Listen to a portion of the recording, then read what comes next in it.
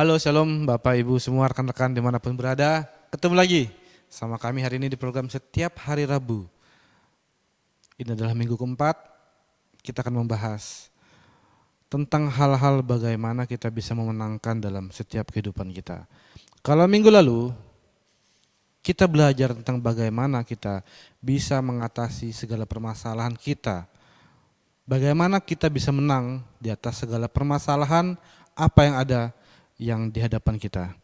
Baik, sebelum kita mulai renungan kita untuk hari ini, mari kita berdoa.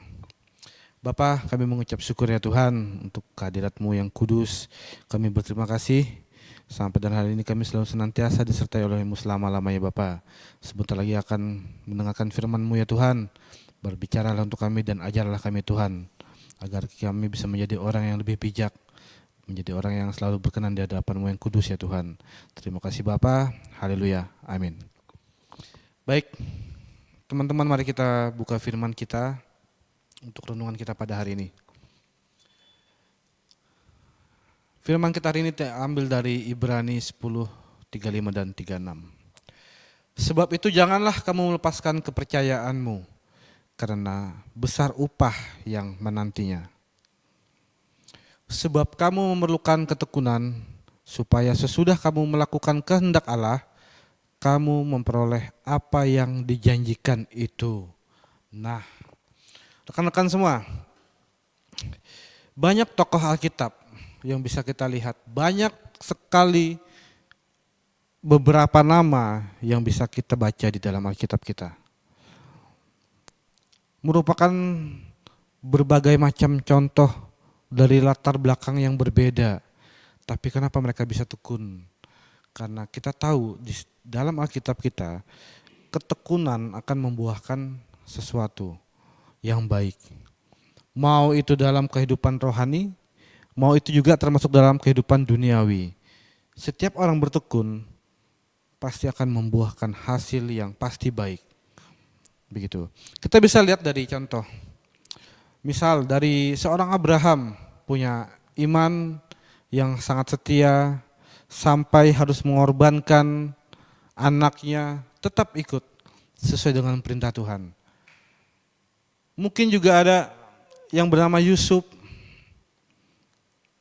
Bagaimanapun ketika dalam hidupnya tidak mendapatkan keadilan, dihianati oleh saudara-saudaranya, masuk ke dalam penjara dihukum tanpa kesalahan satupun.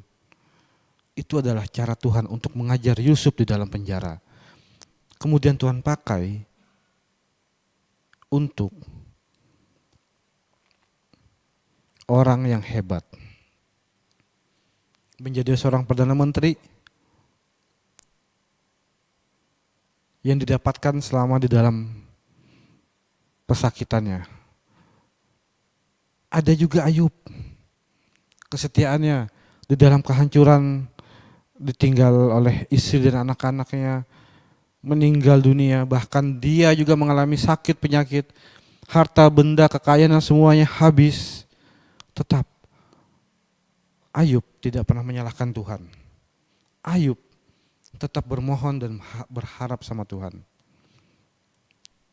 Deborah, seorang perempuan, wanita yang ketika di zaman itu sangat ditentang bahwa perempuan untuk bisa memimpin.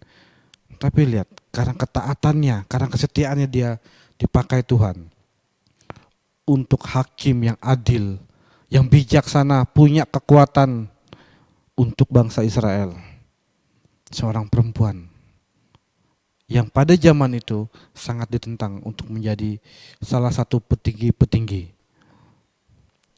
Tapi karena kesetiaannya sama Tuhan, mau melakukan yang adil untuk orang lain, Tuhan pakai.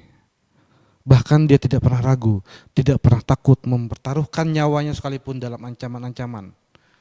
Dalam kesusah payah hidupnya pun penuh dengan tantangan, tetap dia lakukan keadilan sesuai dengan yang Tuhan inginkan. Banyak sekali tokoh-tokoh Alkitab yang bisa kita pelajari. Daniel juga bisa menjadi contoh untuk kita. Ketika digoda dengan banyak hal, ketika ancam, Daniel tetap berdoa kepada Tuhan. Dan membuat raja-raja dan bangsa-bangsa segan hormat tunduk sama yang namanya Daniel, sama Nabi Daniel. Setelah orang melihat apa yang Daniel perbuat, orang juga melihat mujizat-mujizat yang luar biasa Tuhan pakai Daniel. Banyak sekali contoh-contoh ketaatan untuk kita pada hari ini. Mau dari orang sekitar kita, mungkin dari teman-teman kita, atau dari siapa? Orang-orang yang sudah berhasil, mungkin dari mentor kita, mungkin dari orang tua kita, leluhur kita mungkin, semua ada yang terbaik.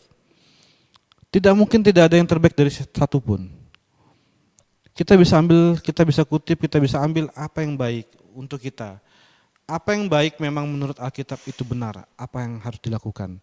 Jangan kita mencari kesalahan orang lain, jangan kita menunjukkan bahwa hanya membuka titik salahnya orang itu apa. Tapi kita harus belajar, kita mengenal apakah diri kita ini sudah benar. Apakah diri kita ini sanggup untuk melakukan apa yang sudah orang lakukan terlebih dahulu. Kita tahu orang mungkin hanya bayar harga. Oh mungkin iya karena dia hamba Tuhan, iya karena dia full time, iya karena dia memang panggilan Tuhan. Sebenarnya menetapkan itu adalah hati Bapak Ibu. Tergantung diri kita sendiri bagaimana kita menyikapinya. Yang jelas dengan firman yang kita baca tadi itu sudah sangat menunjukkan sekali bahwa ketaatan itu akan membuahkan hasil. Jadi kita ini diuji untuk bertahan dalam setiap fase kehidupan. Dan itu tidak akan pernah menghancurkan kita. Kita kan harus tetap kuat, bersiap untuk menerima apa yang sudah Tuhan janjikan. Jangan sampai kita mengeluh, kemudian kita mundur. Mengeluh enggak apa-apa. Fakta aja itu udah manusiawi, enggak apa-apa mengeluh. Tapi kita mengeluh, kita bilang sama Tuhan, Tuhan, saya bilang minggu kemarin, mampukan saya ya Tuhan. Jadi rekan-rekan semua mungkin bisa bilang, mampukan saya Tuhan. Bukan berarti bilang, Tuhan saya sudah enggak sanggup. Menurut saya itu kurang tepat. Jadi lebih baik mampukan saya Tuhan untuk melewati ini semua. Kita akan tahu bagaimana akhirnya itu setelah selesai. Dan kita akan menyadari bahwa, oh iya. Dan kita akan menyadari bahwa, oh ini kalau enggak karena Tuhan enggak mungkin. Enggak mungkin nih kemampuanku bisa bertahan, bisa melewati ini semua. Justru itu adalah salah satu bentuk ujian.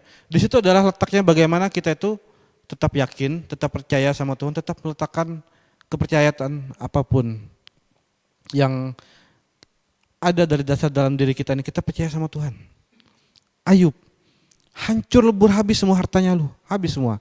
Tetap Ayub tidak pernah memojokkan Tuhan. Ayub tidak pernah menyalahkan Tuhan. Nah, mungkin memang berat, mungkin memang sulit untuk kita bisa melakukan apa-apa yang seperti yang sudah kita baca di dalam Alkitab. Semua tokoh itu adalah tokoh-tokoh yang luar biasa, tapi sebenarnya di sekeliling kita pun ada. Hanya masalah kita ini mau mengakuinya atau tidak, ini masalahnya. Karena kita merasa lebih mungkin dari orang itu. Kan tolak ukur manusia ini berbeda-beda, saudara-saudara. Ada tolak ukur karena pencapaian, dia merasa lebih. Bahkan karena itu semua dia merasa lebih dari segala sesuatunya apa yang orang lain miliki. Itulah sikap rendah hati yang kadang-kadang bisa hilang dari kita. Kadang-kadang kita bisa lupa. Tujuannya Tuhan kasih kita masalah, Tuhan kasih kesakitan, Tuhan kasih ujian. Itu sebenarnya bukan untuk menyakiti, tapi Tuhan mau lihat hati kita. Ini kemana nih? Masih setia apa enggak? Gitu kan. Keyakinan kita sama Tuhan. Nah, kalau minggu lalu kita membahas tentang bagaimana kita bisa menang di dalam setiap permasalahan yang muncul. Kalau hari ini saya lebih fokus kepada bagaimana kita melakukan ketaatan itu sendiri. Ketaatan itu kita harus melakukan apa yang baik dalam tanda kutip secara roh. Apabila rekan-rekan mau rohaninya hidup. imannya bertumbuh. Atau dalam tanda kutip secara duniawi, kita melakukan apa yang baik. Kita lihat apa yang bisa kita lakukan untuk orang lain. Kita tanamkan kebaikan, kita berbagi ilmu mungkin, kita mengajar mungkin, kasih tahu yang baik. Yang jelas melakukan terhadap sesuatu yang kita tidak tahu, besok itu apa yang akan kita dapatkan, itulah kebaikan yang rekan-rekan semua lakukan di dalam roh saudara. Maka firman Tuhan bilang, setiap orang akan mendapatkan upahnya sesuai dengan kasih setianya. Ketika orang itu mau melakukan segala sesuatu yang ingin Tuhan inginkan. Tapi kalau kita mau melakukan keinginan daging, kita akan binasa. Itu semua tertulis di Alkitab.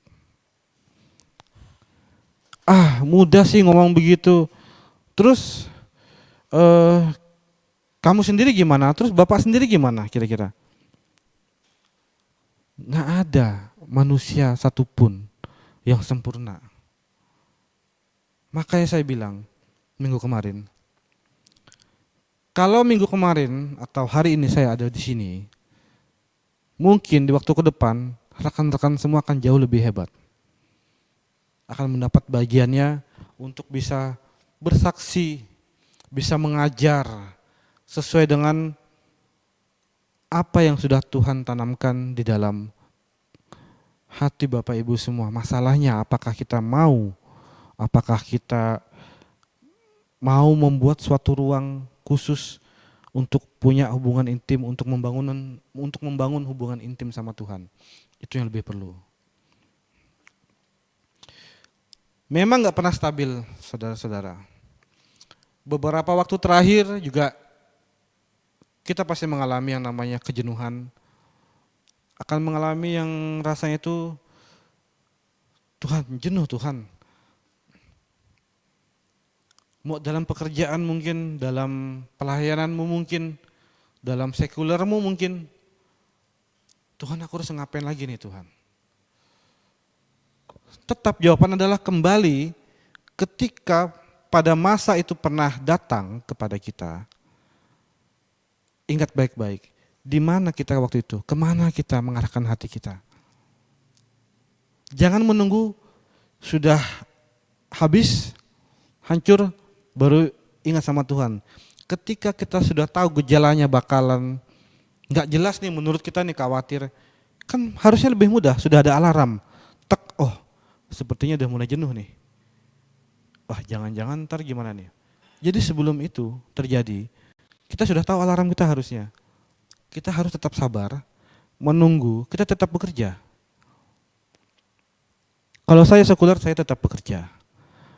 Jangan kita nilai berapa yang kita dapat hari ini. Mau 20.000, 50.000, 500.000, 1 juta bahkan lebih, lakukan dulu. Tetap Tuhan akan ajarkan hal-hal yang baru dan dipercaya dari hal-hal yang terkecil. Baru kita akan dipercayakan untuk hal-hal yang besar. Ingat, intinya adalah Tuhan mau lihat hati. Kita mau sembunyi di mana ya itu nggak bisa, Tuhan tahu. Kita berkata-kata dalam hati pun, marah pun sama Tuhan, Tuhan tahu. Nah, masalahnya,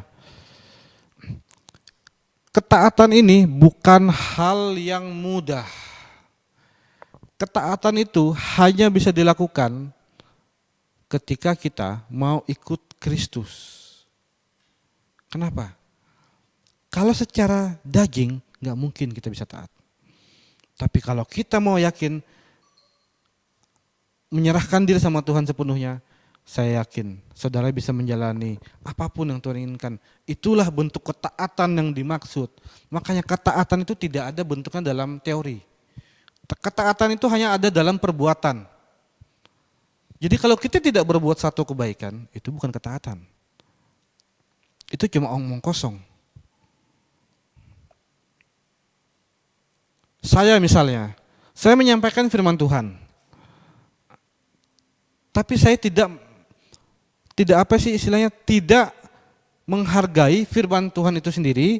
Misalnya saya bicarakan di mimbar, saya tahu firman itu ada, seperti itu bunyinya, tapi setelah kehidupan di luar, setelah ini, saya kesampingkan itu, atau saya lupakan, atau saya hilangkan, atau saya nggak ingat lagi. Berarti saya tidak memperhatikan firman itu sendiri. Itu bukan satu ketaatan. Nggak bisa dibilang hanya dipakai Tuhan di mimbar, nggak ada istilah. Nggak seperti itu, rekan-rekan. Itulah nanti kemurnian kita, kesetiaan kita diuji di sana. Nampak semuanya ketika dibakar. Mana yang hangus, mana yang tetap menjadi logam mulia, mana yang murni, Tuhan tahu. Bahkan jauh sebelum kejadian pun Tuhan tahu. Tapi kenapa masih dikasih waktu? Kenapa masih dipakai sama Tuhan? Kan ada nih. Misalkan saya aja lah, misalkan di luar saya akan melakukan banyak dosa. Di luar ke depan saya punya rencana yang kurang baik misalnya. Kemudian saya menutup itu semua dengan baik sekali. Tapi dalam organisasi pelayanan, saya bersikap baik misalnya. Otomatis dong, orang akan melihat mungkin ada yang dapat Tuhan, oh ya nih kita pakai David aja misalkan. Kemudian saya dipanggil. Saya dapat bagian A, B, C, dan D atau apapun itu. Nah, pertanyaannya, kan sering bertanya-tanya kita nih, dia kan begini, orang itu kan begitu, tapi kenapa masih dipercaya? Misalnya gitu ya, saya misalnya, si David kan begini misalkan. Bahkan iblis pun mungkin tanya, saudara-saudara, loh Yesus, dia kan begini, kenapa masih kamu pakai? Nah itulah. Orang lain pun menilai, padahal kan dia begini setahu kita. Kenapa dia masih bisa dipercaya? Wah Tuhan gak adil. Atau wah bos gak adil. Misalnya nih. Dia kan begini orangnya. Kok bisa-bisanya dia naik? Tahu gak kenapa saudara? Inilah yang kita sering lupa. Itulah Tuhan kita, itulah Kristus. Tidak pernah berhenti untuk memberikan kesempatan untuk setiap anak-anaknya secara adil. Apapun yang pernah kau alami, kesalahan apapun yang pernah kita lakukan, tetap Tuhan kasih kesempatan yang sama. Akhirnya nanti adalah, sempat gak kita melakukan yang betul-betul baik sesuai keinginan Tuhan sebelum kita dipanggil pulang. Nah ini masalahnya. Jadi kita jangan fokus melihat, kenapa kok dia dipercaya? Kenapa kok si A ini dia kan cuman apa sih istilah misalnya ecek-ecek lah. Kok bisa dia yang dikasih kepercayaan misalkan. Jangan seperti itu saudara. Kita sendiri, rekan-rekan semua, teman-teman semua juga pasti coba berpikir, dibaliklah posisi itu. Kalau misalkan rekan-rekan semua yang dipercaya akan sesuatu hal. Menyadarikah tidak ada orang yang akan bertanya-tanya, kenapa yang ditunjuk si A? Kenapa yang ditunjuk si B? Kemudian membandingkan dengan orang lain atau membandingkan dengan dirimu sendiri. Coba posisi itu ada di kita, ada di saudara. Kita ambil benang merahnya di tengah. Kenapa ada hal seperti itu?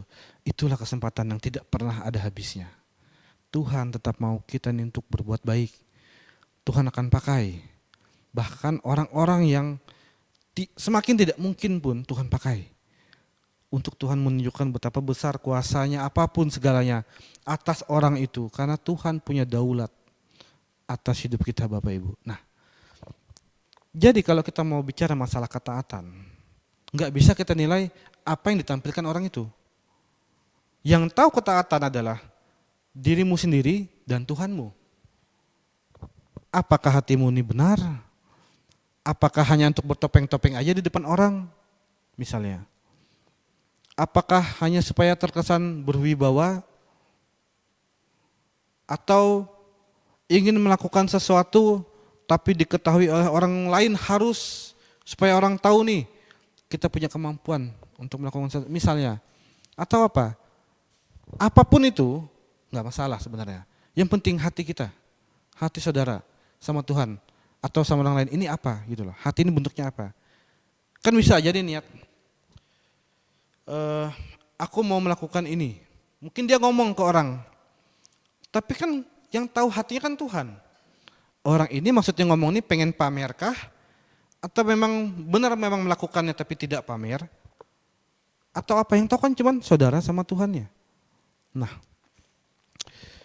kebanyakan kita hari ini tuh selalu membandingkan orang lain. Jadi kita lengah, kita lupa sama ketaatan kita sendiri. Kita sudah capek dengan masalah kita sudah lelah dengan keadaan, kita sudah bosan dengan keadaan, sibuk ngurusin orang. Akhirnya kita gak melakukan suatu bentuk perbuatan yang baik. Simpel aja saudara. Sangat simpel. Kalau semakin dipikir, semakin gak ada ujungnya. Tapi kalau kita gak pikirin, akan semakin berantakan. Akan kacau hidup kita. Nanti jangan sampai tahu-tahu sudah, loh aku kok jeblok ya? Aku kok jatuh sudah di sini? Kenapa Tuhan gak ingatin aku? Kenapa kamu gak ingatin aku? Misalkan ngomong sama temannya. Lah, kan gak mau ditegur kemarin. Kan gak mau terima masukan. Ada juga nih contoh nih. Merasa lebih punya pemahaman yang baik. Merasa lebih tahu firman Tuhan. Merasa memiliki pengalaman yang lebih daripada lawan bicaranya misalkan, itu semakin sulit menerima masukan. Semakin sulit untuk menerima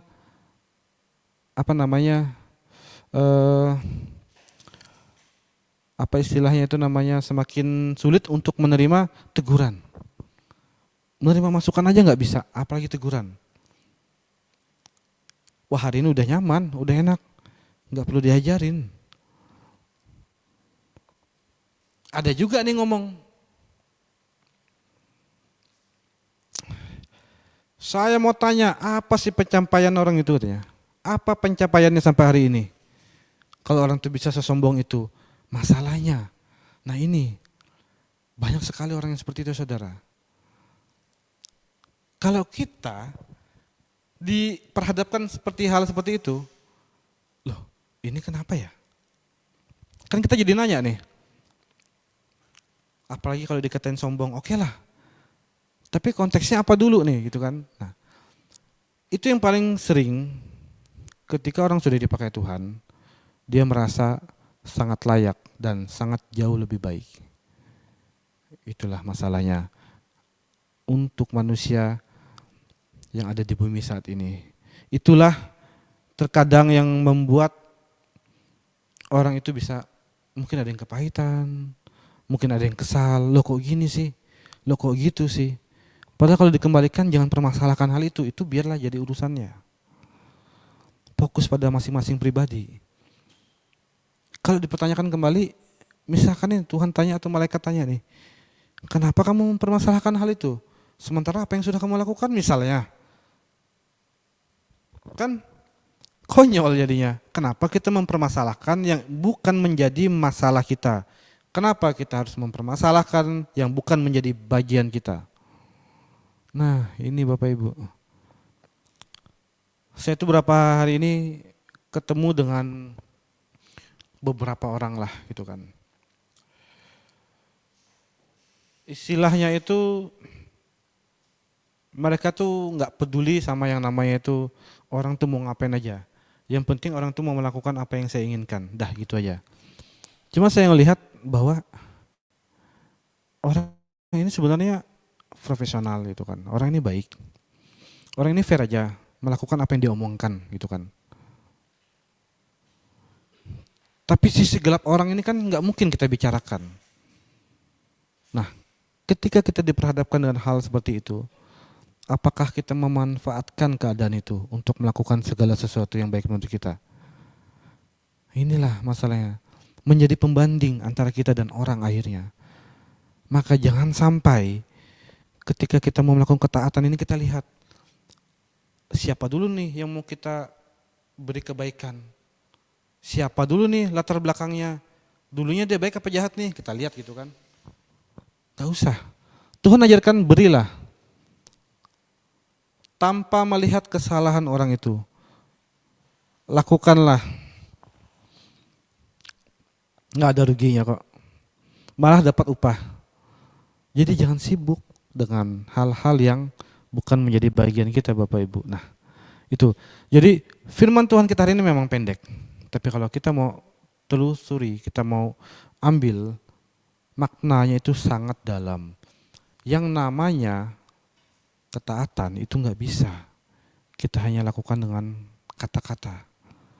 Kita harus lakukan dengan perbuatan. Ketaatan itu adalah ketika kita dalam keadaan sulit, kita tidak pernah menyerah.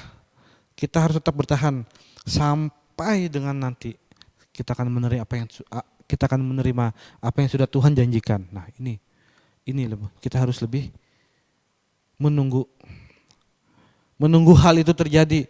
Jadi sangat disayangkan ketika saudara-saudara sudah melakukan step by step dalam suatu pelayanan mungkin, atau ibaratnya dalam suatu pekerjaan mungkin, ketika karirmu sedang baik, ketika pelayananmu sedang bagus, ketika diperhadapkan kepada sesuatu yang sangat dibenci, sangat tidak disukai, kemudian saudara mengundurkan diri.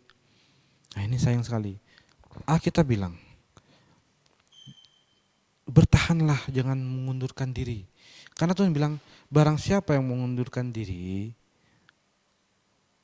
coba saudara cari. Ada beberapa firman di dalam Alkitab, barang siapa yang mengundurkan diri di dalam kesetiaannya, maka silakan saudara baca sendiri untuk PR saudara. Karena saya tipikal orang yang nggak bisa terlalu frontal, saudara-saudara ya. Jadi bukan bermaksud juga untuk frontal apa tuh enggak. Cuman mau ngomong tuh rasanya tuh gimana gitu kan. Nah jadi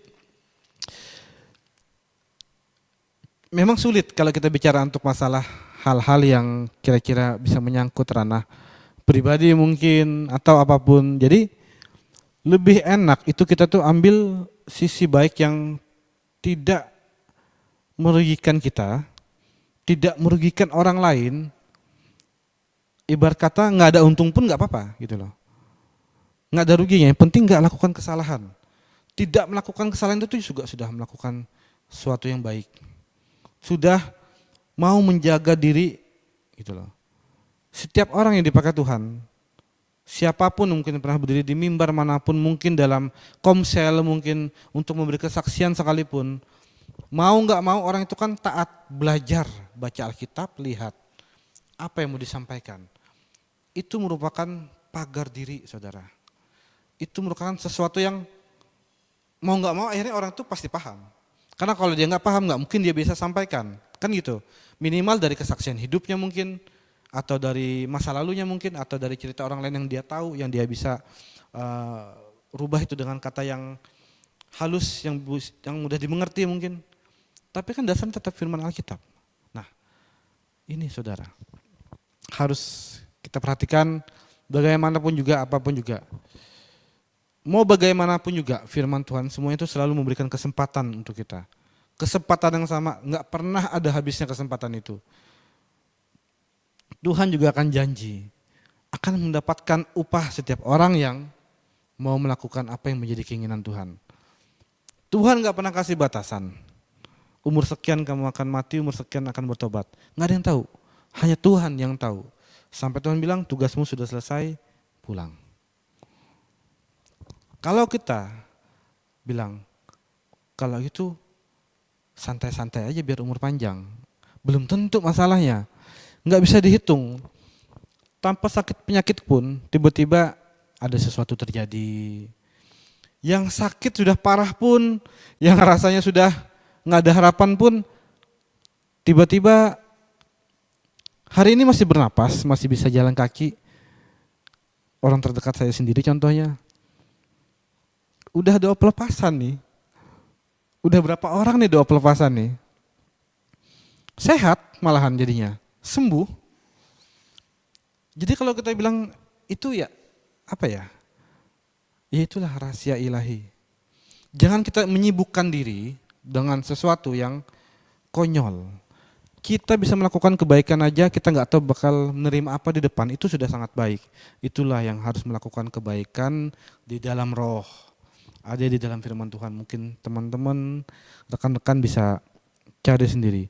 Terlalu banyak contoh-contoh untuk kehidupan kita. Jadi sebenarnya makna isi Alkitab itu adalah hanya mengarahkan, meluruskan kita nih kepada jalan yang benar. Supaya menjadi pagar kita tidak melakukan banyak hal yang tidak berguna. Fasilitas apapun yang ada di dunia ini cuma sementara Bapak Ibu. Hanya karena kemurahan Tuhan aja kita bisa mendapatkan apa yang kita pakai hari ini. Mau pakaian mungkin.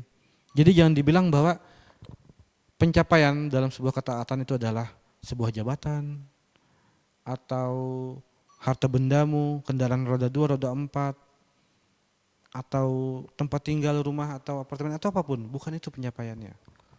Pencapaian ketaatan itu nanti di tanah yang sudah dijanjikan Tuhan. Kita nggak tahu kapan kita terima. Jadi apa yang Tuhan kasih di dunia ini itu cuman kecil sebenarnya. Sewow apapun, sebesar apapun yang kita lihat orang itu mendapatkan, itu masih sebelum seberapa dengan apa yang akan Tuhan kasih. Jadi teruslah melakukan kebaikan, teruslah melakukan segala sesuatu yang bisa membantu orang lain. Kita jangan pelit, kasih, berbagi ilmu atau apapun yang bisa saudara lakukan dalam bentuk kasih, itulah yang Tuhan inginkan. Itu aja. Kan dari 10 nih, 9 saudara lakukan, 1 enggak saudara lakukan, kasih semuanya kan musnah. Jadi kalau saudara sudah bisa melakukan satu yang baik, yang sifatnya itu adalah kasih, itu sudah kuncinya. Yang lain tinggal kita ngikutin nih. Itu aja sebenarnya. Makanya saya bilang, firman Tuhan itu simple, bisa kita pahami kalau kita mau. Kita minta hikmat sama Tuhan. Kayak minggu lalu saya bilang, mampukan saya Tuhan. Kalau kita tidak mampu untuk melakukan apapun, kita minta dimampukan. Kalau kita nggak ngerti, kita minta hikmat. Mampukan saya untuk paham Tuhan, untuk saya bisa melewati semua ini, untuk saya bisa menghadapi ini semuanya Tuhan. Karena ini adalah cobaan. Bisa aja mungkin Tuhan kasih plek sesuatu yang akan membuat kita sombong. Nah, makanya Tuhan nggak akan berikan hal-hal yang seperti itu. Tuhan akan terus kasih. Tuhan itu semakin senang ketika ngelihat rekan-rekan semua berpengharapan sama Tuhan, itu Tuhan semakin senang. Jadi di mata Tuhan itu berbanding terbalik dengan kita. Maka dibilang waktu kita itu bukan waktu Tuhan. Cara Tuhan itu kita tidak bisa selami seperti apa waktu kita. Cara Tuhan itu dia memiliki hal yang berbeda. Kalau Tuhan senang melihat kita ini berharap sama Tuhan, wah dia ini hambaku yang luar biasa, dia ini jemaatku yang luar biasa, dia ini setia, wah dia ini suka berdoa, dia suka memuji menyembah atau apapun. Karena dia sedang membutuhkan sesuatu, atau dia sedang agak susah, atau dia sedang mengalami masalah. Kemudian saudara minta nih, Tuhan mampukan aku. Tuhan beri kemampuan untuk kita bisa melewatinya. Tapi Tuhan mungkin nggak ambil sesuatu yang menyenangkan hatinya. Masalah itu sendiri mungkin. Tapi kan jangan berkecil hati. Masalah kan tetap ada. Supaya Tuhan senang. Ketika saudara berharap sama Tuhan, Tuhan senang. Itulah ujian ketaatan kita. Ketika selalu punya masalah, Tuhan mampukan aku Tuhan. Tuhan, ini kenapa Tuhan? Jadi sedikit-sedikit tanya Tuhan, sedikit-sedikit harap sama Tuhan. Sedikit-sedikit serahin ke Tuhan, Tuhan tuh senang gitu loh. Jadi masalah apapun nggak akan Tuhan ambil seluruhnya, tetap Tuhan sisakan karena Tuhan ngelihat, Tuhan itu senang ketika ngelihat Bapak Ibu tuh berdoa, berharap sama Tuhan. Artinya komunikasi kita itu terbangun, hubungan intim itu terbangun. Akan selalu ada masalah, tapi setiap masalah apapun Tuhan akan bantu untuk melewatinya. Ketika kita minta untuk dimampukan, karena kita yakin Tuhan selalu menyertai kita, kan gitu. Disitulah kunci ketaatan kita lakukan. Di samping itu kita melakukan apa yang Tuhan mau. Wah, aku kasih lebih nih kata Tuhan. Coba aku tes deh. Ingat nggak sama saudaramu di sana? Ingat nggak sama orang yang di sana? Ada nggak kamu mau berbagi misalkan gitu kan? Udah Tuhan uji lagi dalam hal lain. Tapi ingat, makanya dikatakan di firman kita minggu lalu, mengucap syukurlah. Ketika kita diberi masalah, mengucap syukurlah. Karena suatu keadaan yang tidak nyaman itu akan menjadi suatu kebahagiaan untuk kita dan untuk Tuhan. Karena Tuhan akan melihat kesetiaan kita di sana. Tuhan akan melihat seperti Ayub, semua diambil harta bendanya, istrinya, anaknya. Bahkan Ayub sampai kena penyakit, sakit. Tetap Tuhan senang lihat Ayub. Kenapa? Ayub tetap berharap sama Tuhan dan tidak menyalahkan Tuhan. Banyak sekali tokoh Alkitab, saudara, yang bisa kita lihat di dalam Alkitab. Siapa-siapa yang memiliki ketaatan yang luar biasa. Ada Sadrak, Abednego, yang sudah sering kita dengar juga. Semuanya kita tahu, semuanya karena ketaatan sama Tuhan. Mungkin di Alkitab hanya ditunjukkan bahwa itu kan ketaatannya sama Tuhan ketika punya hal masalah-masalah yang tidak mungkin terjadi hari ini mungkin misalnya. Sekarang apa bedanya? Orang itu punya masalah dengan kita punya masalah. Hanya beda besaran kecil dan masa waktu yang berbeda. Tapi kan orang itu punya masalah. Yang menjadi fokus Tuhan mau melihat hati kita adalah kita kemana nih waktu dalam tekanan? Berharap sama Tuhan atau mengandalkan kekuatan sendiri? Itu aja masalahnya. Masalahnya adalah itu sebenarnya. Gitu Bapak Ibu. Nah, puji Tuhan. Mudah-mudahan hari ini apa yang saya sampaikan bisa menjadi renungan kita bersama, bisa menjadi rema untuk kita bahwa sebenarnya permasalahan itu sendiri ada di dalam hidup kita. Ada di dalam diri kita sendiri di mana kita terlalu mempermasalahkan sesuatu yang bisa jadi itu sebenarnya bukan masalah. Karena itu adalah sesuatu keadaan yang Tuhan izinkan untuk kita tetap bisa taat, bisa setia sama Tuhan. Begitu. Amin.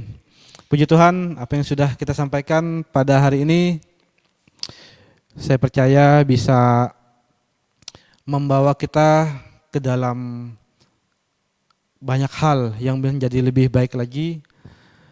Saya percaya apapun yang dihadapin oleh rekan-rekan semua, Bapak Ibu semuanya, apapun itu, coba kita renungin apa yang sudah saya sampaikan tadi. Kita harus lebih bijaksana berpikir. Kita harus bisa melihat ini perihal apa gitu kan. Sekalipun menurut kita mungkin itu adalah perihal yang nggak bisa dong disamain gitu kan. Ya nggak bisa dong, mereka kan apa istilahnya? Mereka kan golongan Lewi misalkan gitu kan, atau mereka kan hamba Tuhan, mereka kan full timer, atau mereka kan pekerja gereja misalkan gitu. Enggak ada bedanya saudara. Semua itu upahnya sama, yang cuma mau Tuhan lihat apa yang sudah kita lakukan, itu aja sebenarnya. Taatnya kita tuh jatuhnya tuh di situ sebenarnya. Sampai diuji, saya ini pernah diuji nih. Ada 2 kasus yang mirip. Sama lah anggapnya. Ada 2 pekerjaan yang dibikin nih sama gitu kan.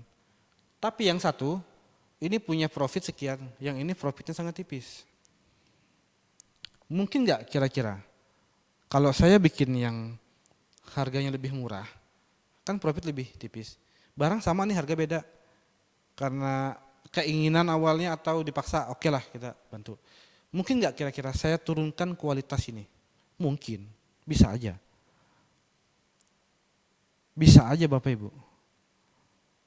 Tapi kalau kita mau lihat, kalau kita sadar nih, saya waktu itu untungnya gini, saya juga tanya sama Tuhan, Tuhan, kenapa yang ini profit sekian, barang yang sama, ukuran yang sama.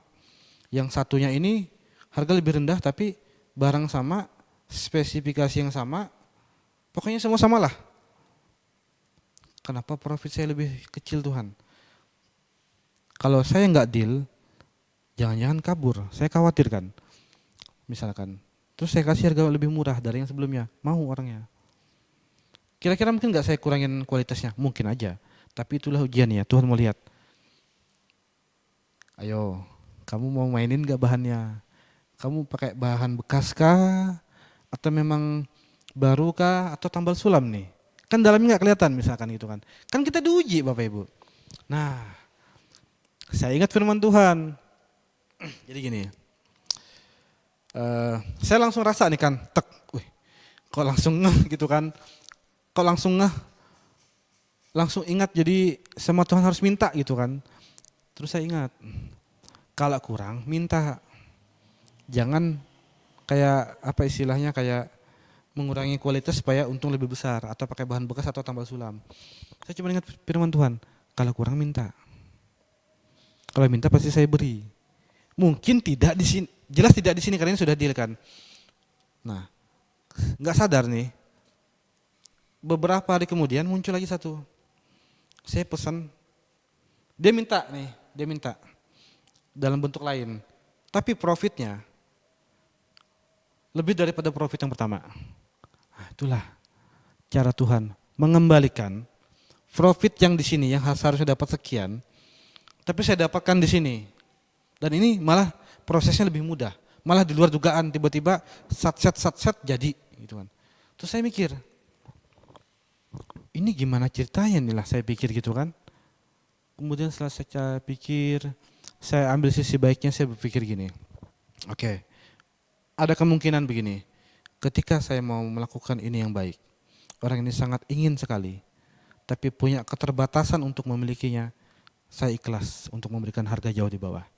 Ketika saya memberi di sini, dengan mudah Tuhan, bahkan ini pun lebih daripada yang harusnya saya dapatkan di sini. Ditambah pun dengan profit di sini itu masih lebih. Itulah cara Tuhan. Yang paling sering bikin saya itu cuma jadi ingat, nggak berani untuk macam-macam. Seandainya saya kekeh di sini, ini nggak dapat mungkin. Belum tentu Tuhan adakan untuk pengembalian tadi profitnya. Kenapa saya ngomong profit dalam bentuk uang atau apapun? Karena saya sekuler, itu Bapak Ibu. Jadi kita harus logika juga jalan. Kita juga harus bekerja, manusia harus bekerja. Jangan samakan dengan orang-orang apa ya istilahnya ya dalam tanda kutip melakukan sedikit hal, sedikit bekerja, dapatnya banyak, itu jangan. Kita harus kerja dulu nih. Kita bayar harga dulu. Kita berjerih lelah, kita dapat.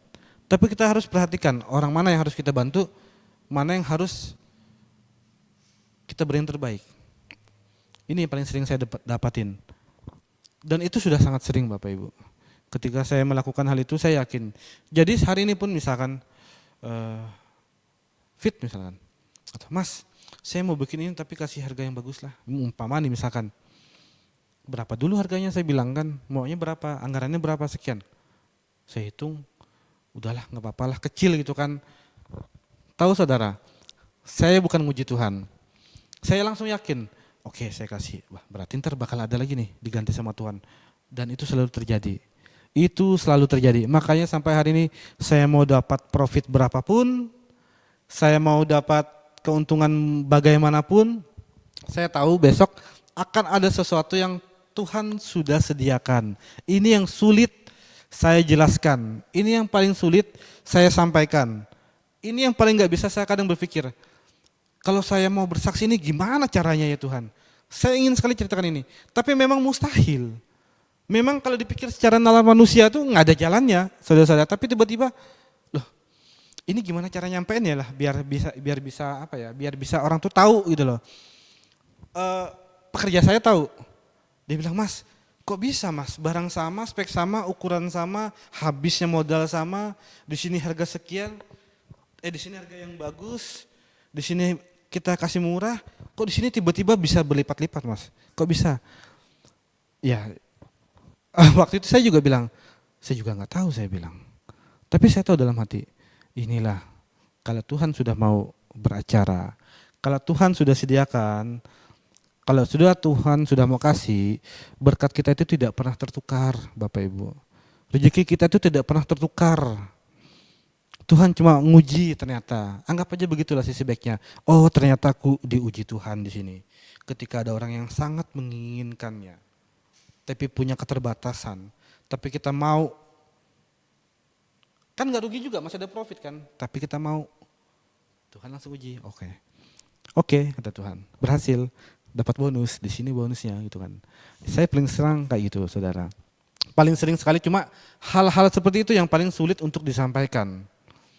Kalau kita sampaikan itu mungkin kadang-kadang bisa kedengar kayak konyol gitu kan, tapi hari ini sampai dan hari ini saya hidup dengan keadaan seperti itu. Mau untung berapa, mau jual apa, pokoknya nggak rugi. Tetap prinsip saya tidak mau mengurangi kualitas, saya tidak mau bohong dalam jumlah, mau itu ukuran apapun, bahkan lebih sering nombok sedikit gitu kan, nombok misalkan oh harus tadi dimasukin harga perlengkapan yang ini tapi saya lupa misalkan karena sambil berjalan kan, nggak apa-apa lah ngalah-ngalah misalkan berapa lah gitu kan, kan cuma 0,0 sekian aja ngurangin keuntungan. Itu juga Tuhan lihat kok. Kalau, nah itu lagi saya diingatkan, ketika saya hitung-hitungan sama orang, saya tetap ingat,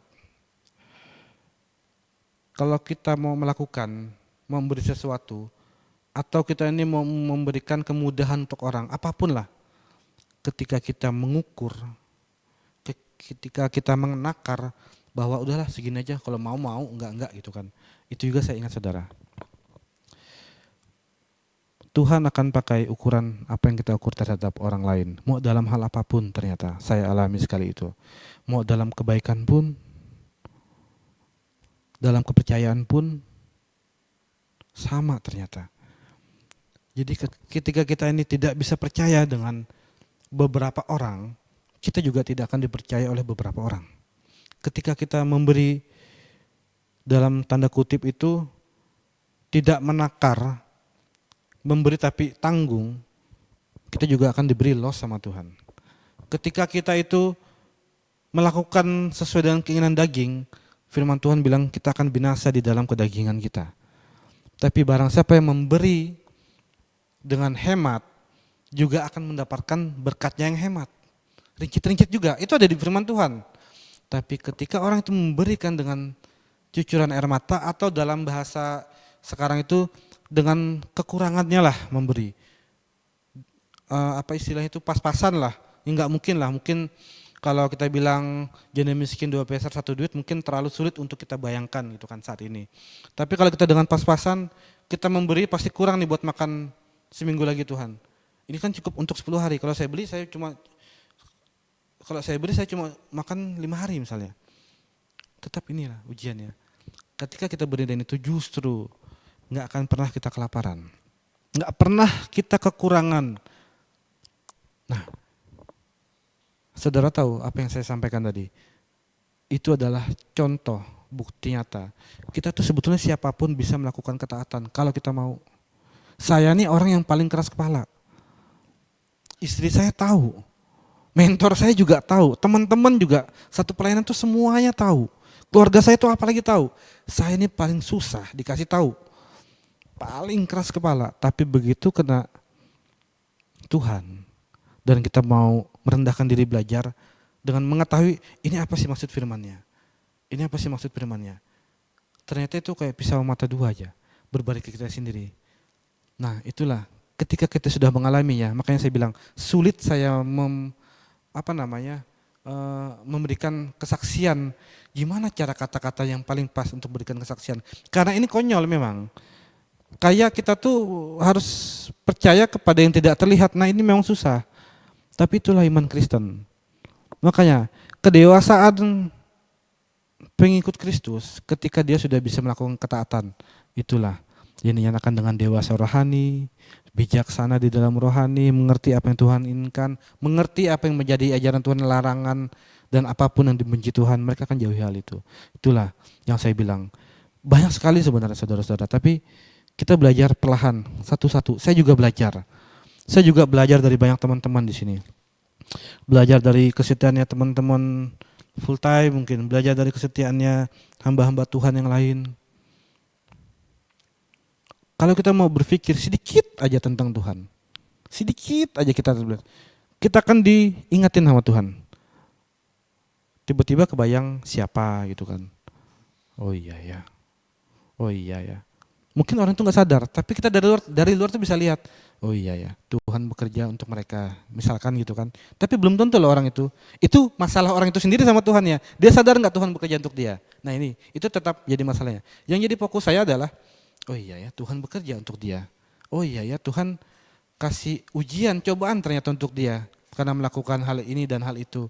Wah jangan sampai ke saya lah Tuhan. Kalau saya mana mungkin ini Tuhan, jauh sekali dari hal-hal seperti itu misalkan.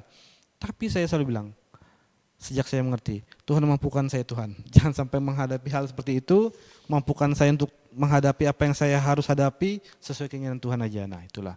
Suatu bentuk kita tuh ketaatan tuh cuman Tuhan mau lihat, seperti saya bilang tadi, Tuhan mau lihat kita ini mau nggak? Itu aja sih sebenarnya. Tetap Tuhan lihat hati. Oke, terima kasih rekan-rekan semua. Semoga hari ini bisa menjadi rema untuk kita semua. Dalam minggu depan adalah minggu kelima. Kita akan tutup sambungan materi khotbah kita setiap hari Rabu ini dengan sesuatu yang akan membuat satu jawaban untuk kita semua. Dari minggu pertama sampai dengan hari ini, kita sudah mengalami perjalanan yang singkat, padat, harusnya jelas, mudah dimengerti. Harusnya bisa kita lihat nanti minggu depan kita akan tutup dengan apa yang akan kita dapatkan dari setiap apa yang sudah kita pelajari dari setiap hari Rabu ini. Baik Bapak Ibu, terima kasih. Puji Tuhan. Shalom.